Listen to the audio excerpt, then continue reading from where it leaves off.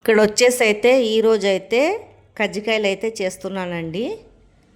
మెత్తగా మంచిగా టేస్టీగా ఎలా చేసుకోవాలో చూపిస్తాను.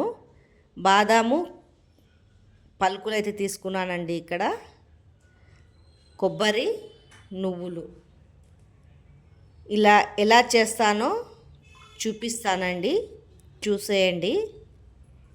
ఇక్కడ వచ్చేసి అయితే నువ్వులు అయితే వేయించుకోవాలా, దూరగా వేయించుకోవాలండి, మాడకుండా. చాలామంది కజ్జికాయలు చేస్తే గట్టిగా అవుతుంది. అలా గట్టిగా కాకుంటే మెత్తగా సాఫ్ట్గా టేస్టీగా ఎలా చేస్తానో చూపిస్తానండి. ఇది దూరగా వేయించుకొని అయితే పక్కకైతే తీసేసుకోవాలా. నేనైతే ముందే చాటతోటైతే పట్టానండి. ఇది ఏం మట్టి గిట్ల ఏం లేకుండా నువ్వులు. తర్వాత ఈ కొబ్బరి మనము తురుముకోవాలా. కొందరు మిక్సీ పట్టి చేస్తారు, కానీ తురుముకుంటేనే టేస్ట్ చాలా ఉంటుంది, చాలా బాగా కూడా అవుతుందండి. తురుముకుంటే తింటుంటే కూడా నోట్లో బాగా వస్తుంది.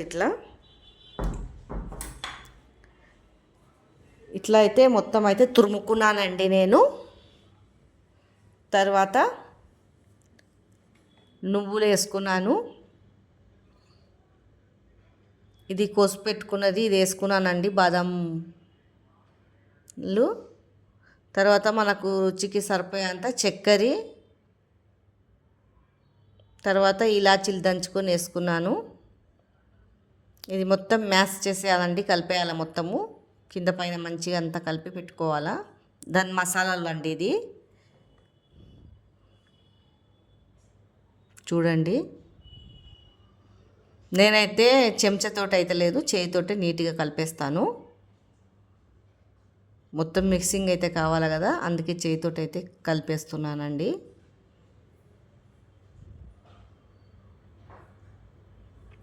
కలిపేసినాక పక్కకైతే పెట్టేయాలా. తర్వాత పిండి అయితే పిసుక్కోవాలండి.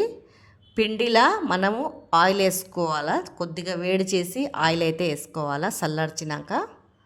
చూడండి, ఇలా ముద్ద పట్టాల పిండి. తర్వాత పిసికేయాలండి. ఇది మన పూరి పిండికి ఎలా పిసుకుతామో కొద్దిగా గట్టిగా ఉండాలా, చపాతి పిండి లేకుండాలాగా. చూడండి, పిసికేశాక ఒక అరగంట నాననీయాల. తర్వాత ఇట్లా నింపుకోవాలండి, దాంట్లో సన్నగా చపాతీలాగా చేసి.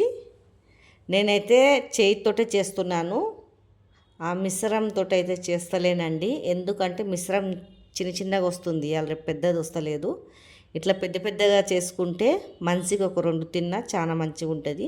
అందుకే చేయితోటి అయితే చేసేసుకుంటున్నానండి. ఇలా చేయితోటే మరిసేస్తాను. నాకు ఎప్పుడు ఇట్లా చేయడమే అలవాటు. ఆ మిశ్రమంతో చేస్తే సగం బయటికి పోతుంది, సగం ఇట్లా వస్తుంది, మళ్ళీ ఆ పిండి గట్టిగా అయిపోతుంది. ఇలా చేసుకొని పెట్టుకోవాలా. చూడండి, ఇలా మొత్తం అయితే చేసి అయితే పెట్టుకున్నాను.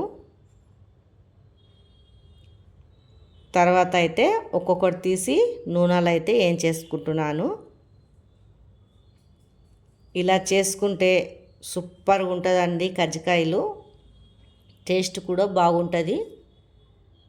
దీన్ని బాగా కాలవాలా, పచ్చి పచ్చిగా అయితే కాలవద్దు, రెడ్ కలర్లో అయితే రావాలా. అది బాగా మంట అయితే ఏమంత బాగా పెట్టొద్దండి, కాలాలా మంచిగా. చూడండి, ఇలా కిందికి పైకైతే కలుపుకుంటున్నాను. ఒక్కొక్క వాయికి 5 వేసుకొని అయితే కాల్చుకున్నానండి నేను అన్నీ.